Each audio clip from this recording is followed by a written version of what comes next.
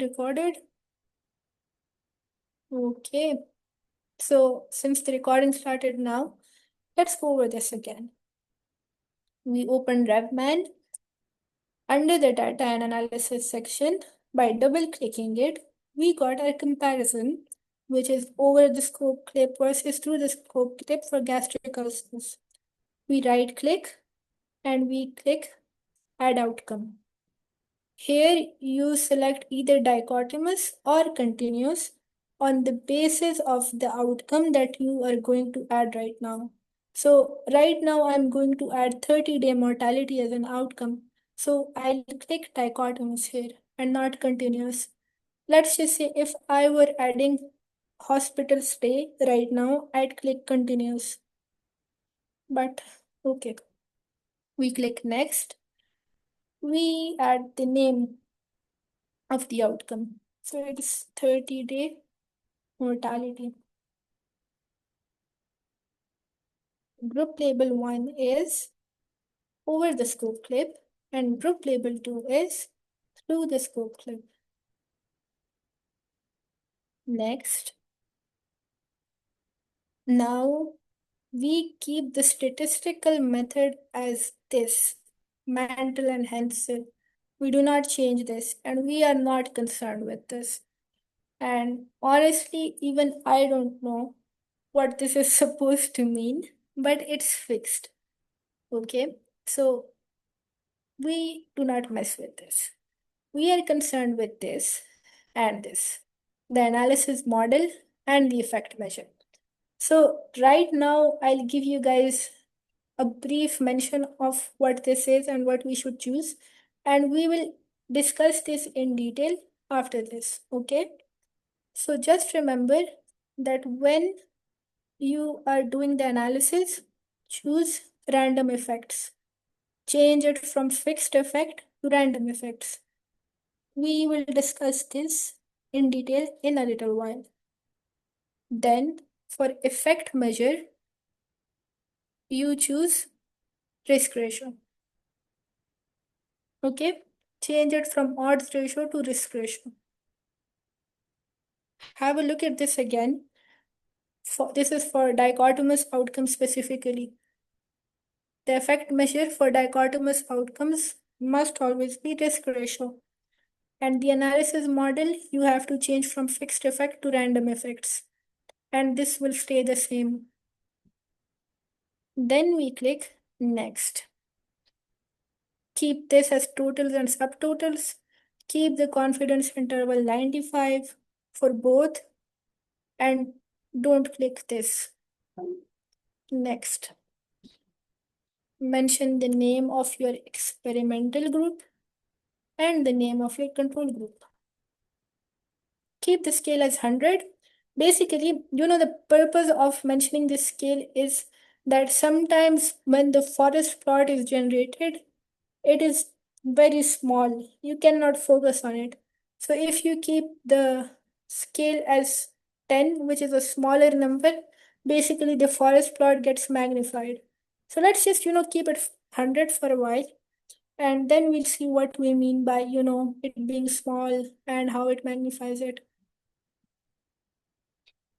Keep this as study ID, do not change it. Next. What do you want to do after the wizard is closed? Add another outcome for the same comparison. And we click continue. Now let's do a continuous outcome. Are the steps clear, guys? We have some questions. I promise we're going to discuss all of this in detail. What is risk ratio? What are fixed and random effect models? Okay, it's clear. Let's do a continuous outcome now. Continuous outcome. Change this to continuous. Click next. This step is the same as before. Hospital stay. That is our outcome for now.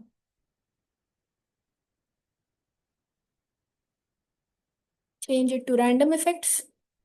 And here you keep the effect measure as mean difference. Do not change it. Mean difference it is. So for for dichotomous outcomes, it was risk ratio, and for continuous outcomes, it's mean difference. Do remember this. It's a very important thing that you must remember. Do not forget this. For dichotomous outcomes, risk ratio, and for continuous outcomes, mean difference. Next, we do not change anything here. We mention the experimental and the control group. And this is the skin.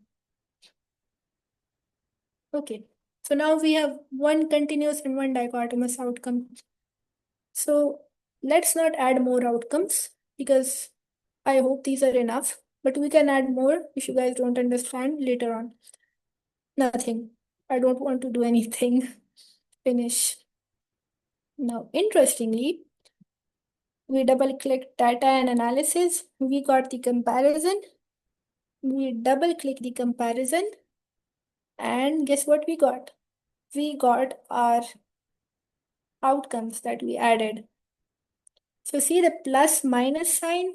This is for representing dichotomous outcome. And this sort of, I don't know if it's a thermometer or if it's some ruler, but this represents continuous outcomes. So this is our first outcome, this is our second outcome. Are the steps clear till now?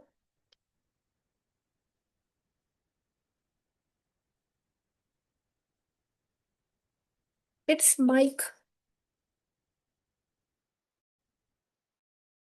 What, Haris?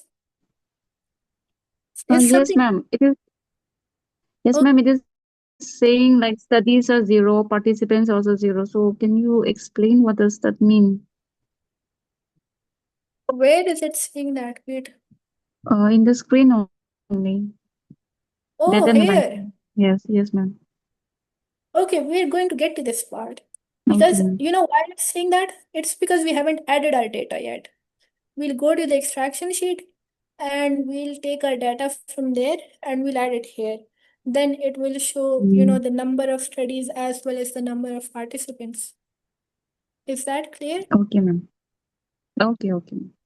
And Haris, what were you saying about the mic? Okay, he deleted his message. All right. Now, the interesting part. You double click on your outcome again. Double click on the outcome and you'll get this interface. Do you see it? It's all empty for now.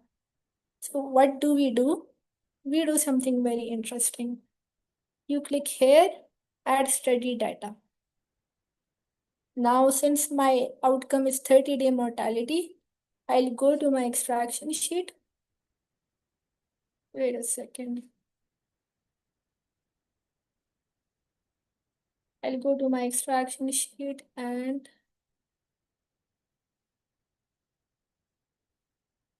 I'll see which studies are reporting 30-day mortality. So it's the first study and the last three studies. The second study is not reporting it. So it's Chan, Mayer, Schmidt, and Suryani, which are reporting 30-day mortality as an outcome.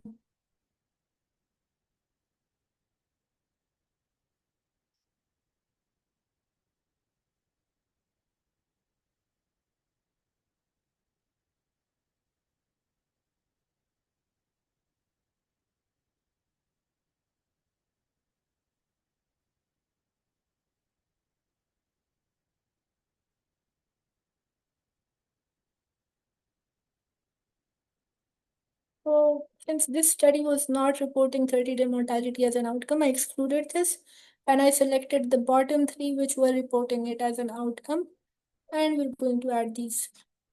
Now you can see that the studies which had this outcome are here now.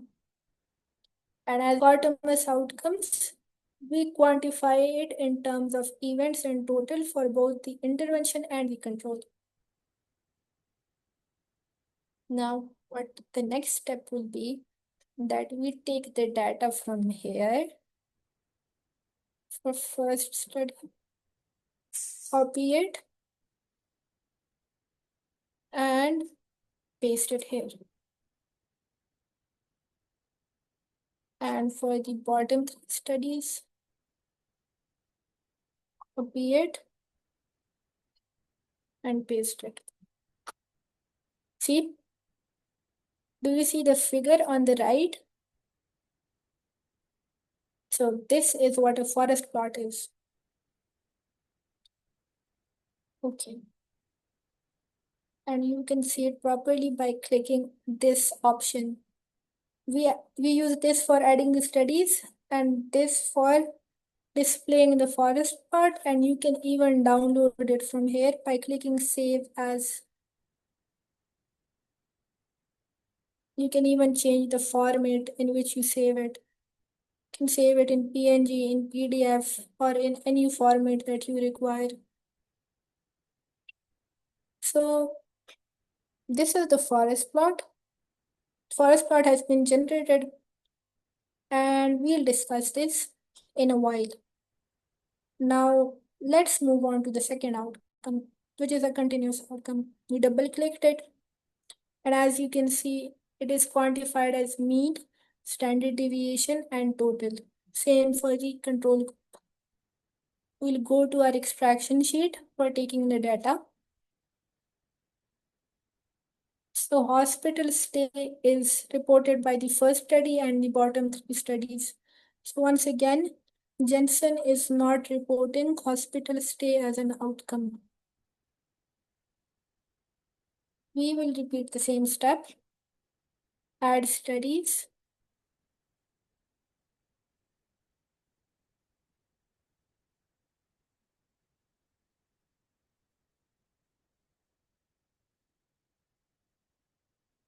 Also guys, one important thing, you should always be careful about that the studies should be in alphabetical order, always.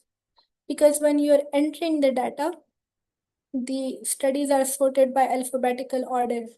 And if if you're not keeping them in an alphabetical order here and you copy it and paste it, then you're essentially mentioning the wrong data for the wrong study. Or if, even if you aren't, it would be a really big headache for, to see the study name here and then go and copy paste that one and then go and copy paste it for the other one. It will take a long time. So it's more efficient to keep this in alphabetical order. Okay, we were copying the data for the first study.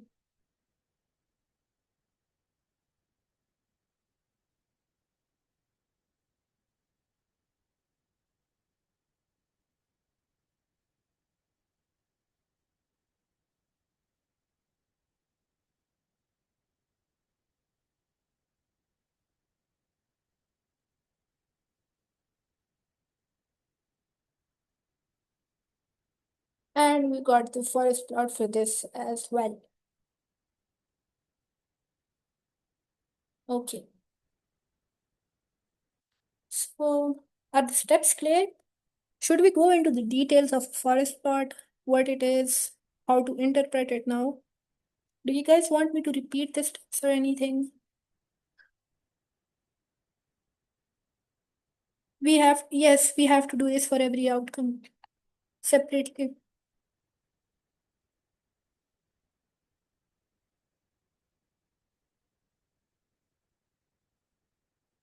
Yes, so many forest plots. It's a bit exhausting, honestly. But it's fun also if you do it right and if you know how to do it. It doesn't take much time once you're experienced. So, what I would suggest is that I have not seen too many in the studies. Yes, because sometimes the studies include them in the supplementary files. And it depends totally on the number of outcomes that the study is considering. Many good meta-analysis only have like 2 or 3 outcomes. It's not important for good meta-analysis to have less outcomes, but it's what I've observed. Sometimes they only have just one outcome. That's also possible.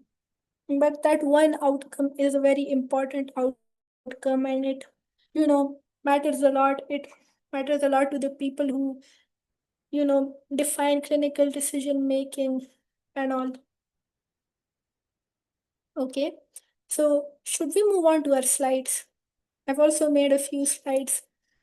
Actually, I didn't make them for this session, but I made them for a previous one, and I was teaching the same thing. Do you guys have any questions or anything you want to repeat?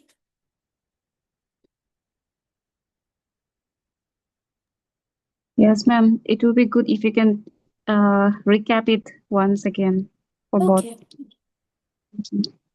We'll recap the entire procedure of what we did. First was that when we opened RevMan, we click File, we click New to create a new review.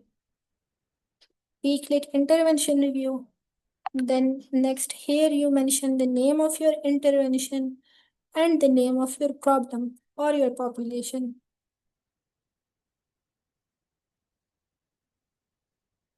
I think once we do it by ourselves, exactly. So please download RevMan in your laptops or your computers. And the population over here. Next, you select full review and you finish it. So once you finish it, you will get this interface. I'm sorry, give me a second. You will get this interface, all of this. So from here to here, it's not concerned with you. These two things are concerned with you: studies and references and data and analysis. So in the studies and references section, we include the studies which are included in our study, in our meta-analysis, no matter how many studies it is. If it's 3 studies or 30 studies, you have to include them all. And how do we do that? We double click on studies and references, and here we right click on reference to studies, add study, included studies. Next, mention the name of your study.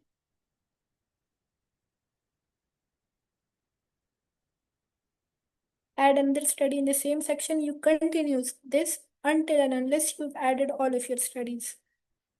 Once all your studies are added, if you click on reference to studies, double click on it, then double click included studies, you'll see all of your studies mentioned here. See, these are all of those that we added earlier. Now, once we're done with that, we can move on to data and analysis. How do we do it? We double click data and analysis. In fact, we right click it. Right click, add comparison, add the name of your comparison. It should contain intervention versus control for and the name of your population. Statins versus placebo for patients with heart failure. That's an example. You click next, add an outcome under the new comparison. That's what you can do. So that's how we add the comparison. Once you have the comparison, right click, add outcome. Depends on your outcome, dichotomous or continuous. If you have a dichotomous outcome, you mention the name of your outcome over here. You keep this the same. Here you select random effects, and here you select risk ratio. Next, we do not mess with these, we keep these the same. Next, here you mention the name of your experimental group and here the name of your control group. We can discuss the scale even later on, but basically you can change it even after your forest plot is generated. depends on, if the boxes and the diamonds in the forest plot are very small and you cannot see them properly, then you can make the scale smaller and the forest plot will be bigger. It will be more clearer. You keep this as study ID. Next, add another outcome for the same comparison. You click this, then you add the other outcome. If let's just say you want to add a continuous outcome. Next, random effects, you keep this as mean difference. And the rest of the steps are the same. Okay. Once you're done adding all of your outcomes, double click on the name of your comparison. You'll see the name of your outcomes over here. So double click on your outcome, and from here you add your studies. Like you click on the study, you select finish, and it will appear over here, study or sub. And if it's a dichotomous outcome, you will see events total for the intervention and events total for the control as well. Then you go to your extraction sheet, you copy your data from there and you paste it here. And here, when you click this icon, you will see your forest plot. Let's change the scale. How about that? So we'll change the scale for it. Properties. See, you see this button? Click properties and graph. Let's make the scale smaller. Let's see what that does for it. Apply. Okay.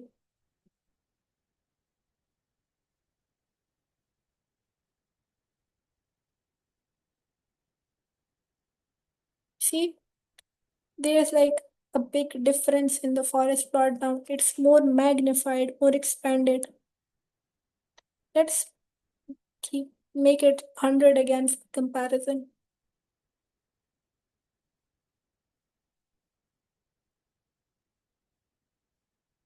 Okay, see, it's smaller now. It was this long and big. Once we made it 10, now it's smaller. And then same for the continuous outcome. You take the data from the extraction sheet, you add the studies, you take the data from the extraction sheet, and then you generate the forest plot for it.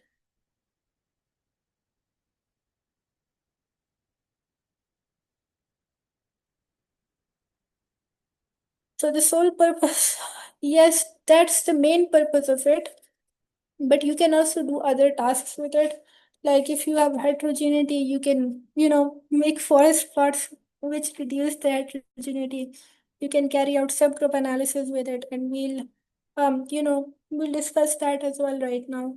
But yes, if you put it in one statement, its sole purpose is to generate forest plots, but the forest plots give you the result of the raw data that you entered.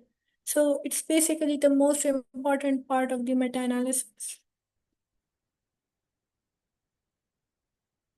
Any questions?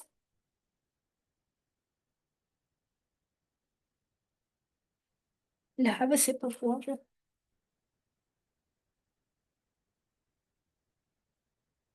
What's heterogeneity? Let's find out. Did you explain it all over again? Yes, I did.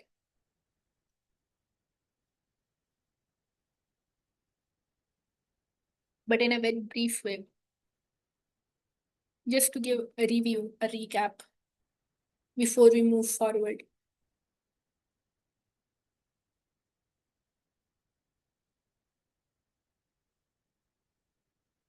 No questions? Okay, let's open the slides.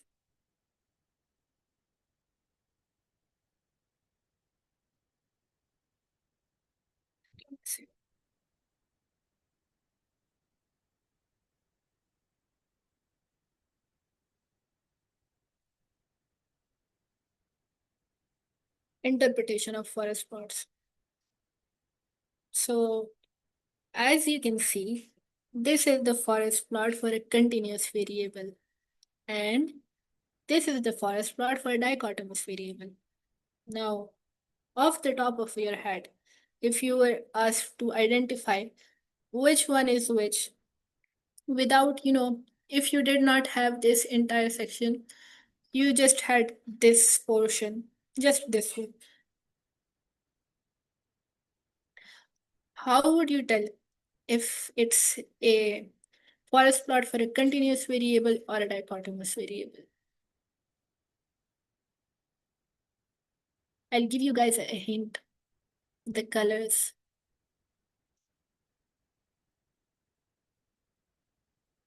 Harris, which color was there for the continuous variable forest plot?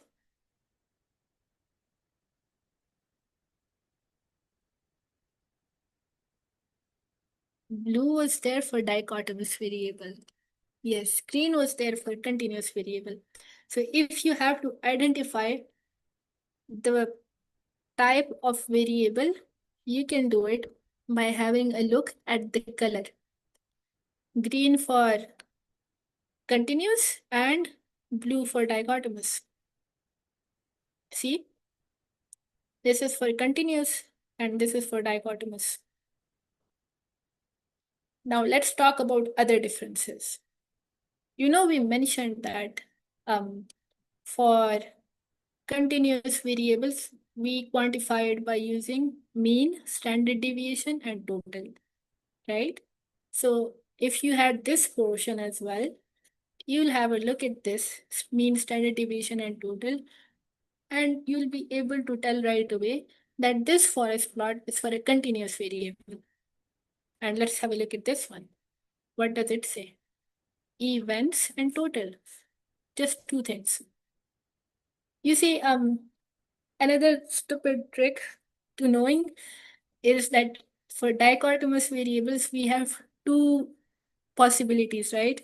And even for its quantification, we need these two values, events and total. So it's a two,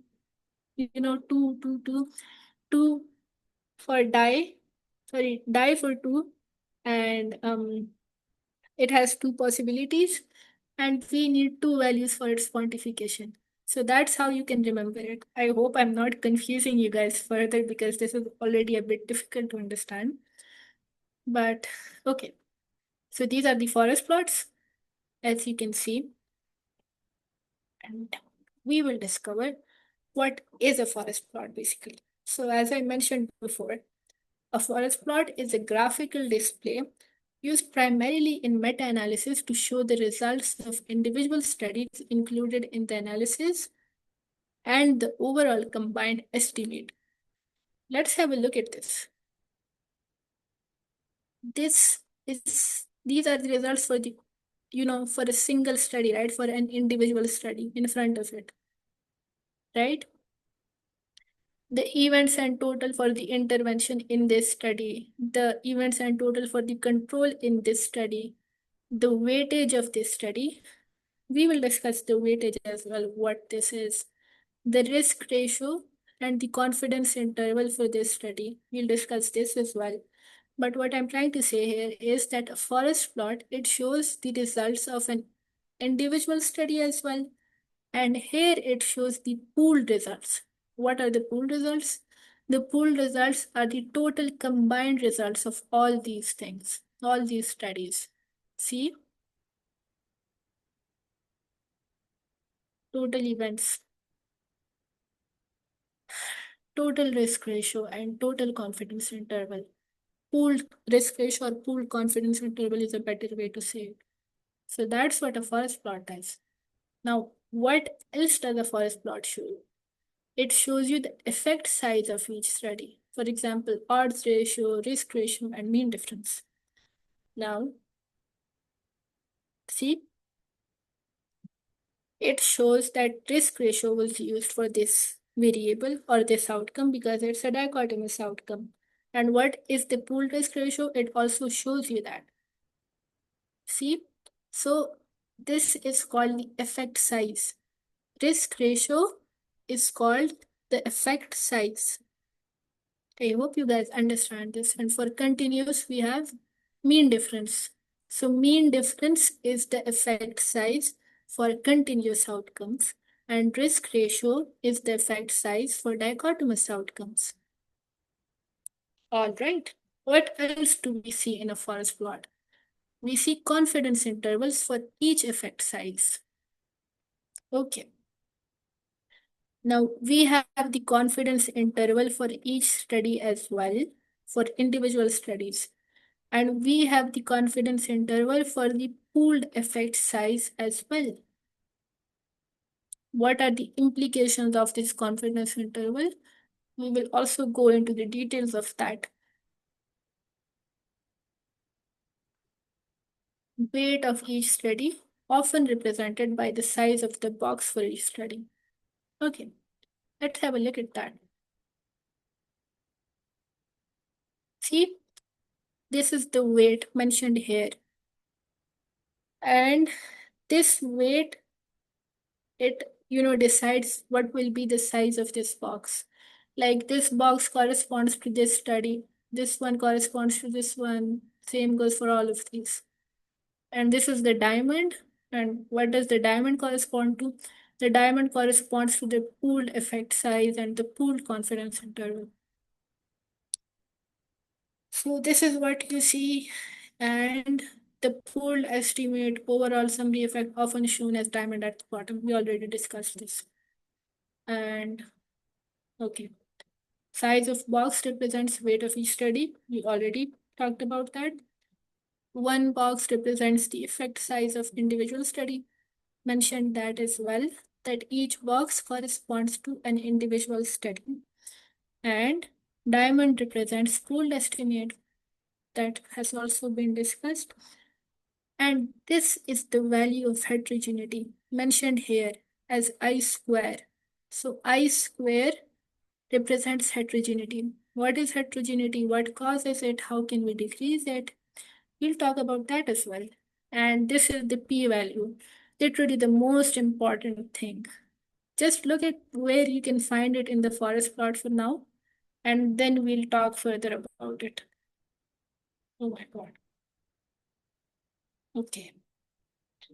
So let's move on. What is weight and how is it important?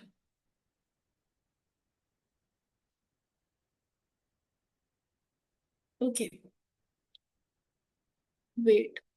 Now, we saw here that the weight of this study corresponds to the size of this box here. Now, how does that work? Which study gets more weight? Which study gets lesser weight? Well, this one, all of them have roughly the same weight, which is 20. But in many studies, these weight options are different. One study will be contributing 60%, one study will be contributing 5%, one study may be contributing 15%. So it depends. But here all of them are the same, which is good. Now we decide which study decides which study has more. No, Haris, that's not true. What do you mean effect size? We'll come to that. Is it mentioned in each included study that its outcome is either dichotomous or continuous or both?